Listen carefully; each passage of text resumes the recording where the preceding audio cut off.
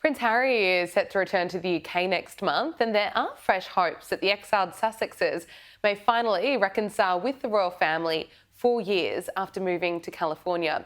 Reilly Sullivan is a reporter here at skynews.com.au, and he's always across the latest developments from the royal family. Reilly, thank you for joining us here on Power Hour once again. You've spoken to a former palace staffer of the King earlier in the week. Can you tell us a bit about what he said and also about the King resuming duties and possibly coming to Australia? Yeah, so earlier this week I spoke to Grant Harold, who was King Charles's former butler when he was the Prince of Wales, and he was very positive. He believes that the King is already making movements behind closed doors to slowly resume his royal duties. He also said that if the King is physically well, that he'll definitely be making the trip to Australia.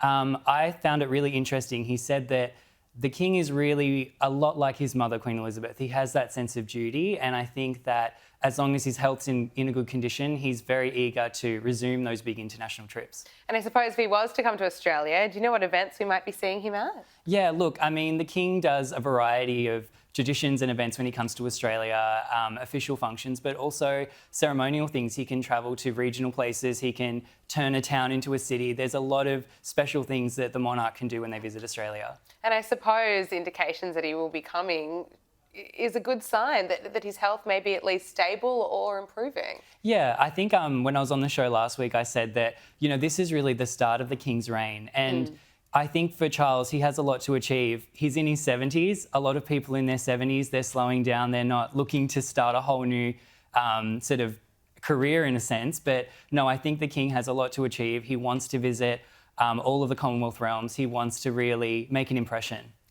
Now, Prince Harry will be attending the 10th anniversary of the Invictus Games, and his wife Meghan will likely be joining him. What do we know about the trip so far? Look, I reckon this trip could go one of two ways. Firstly, Harry could just come by himself, a quick trip, much like when he came for the coronation of the King, and also more recently when he came to visit his father after the King's cancer diagnosis. Or the other sort of possibility is that they go big, that Meghan comes, Archie and Lillibet come. There's possibly plans for them to stay for a week or even longer. Hopefully, the King could arrange a bit of a mediation with the Prince and Princess of Wales and the Sussexes. So I do think either way, everyone's going to have their eyes on Harry in May. Absolutely, and we will wait and see. We recently saw the Duchess of York attend the Easter church service with the royal family for the first time in over 30 years. Is Fergie finally back in the inner circle? Yeah, well, that was really one of the most sort of biggest surprises, I think, of the recent Easter Sunday Matin service was seeing the Duchess of York. Fergie obviously divorced Prince Andrew in 1996. She's been out of the royal fold for a very long time. In fact, the last time she was at that event, it was over 30 years ago in 1992.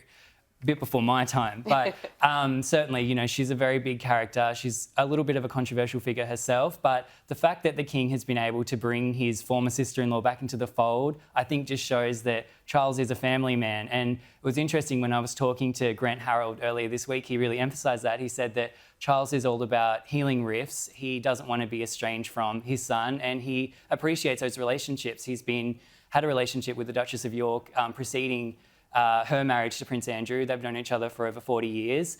And Grant thinks that this is a sign that we'll probably be seeing more of Fergie in the coming months at more royal events. Reilly Sullivan, reporter at skynews.com.au. Thank you so much for joining us once again on Power Hour. Always great to get your insights. Thank you.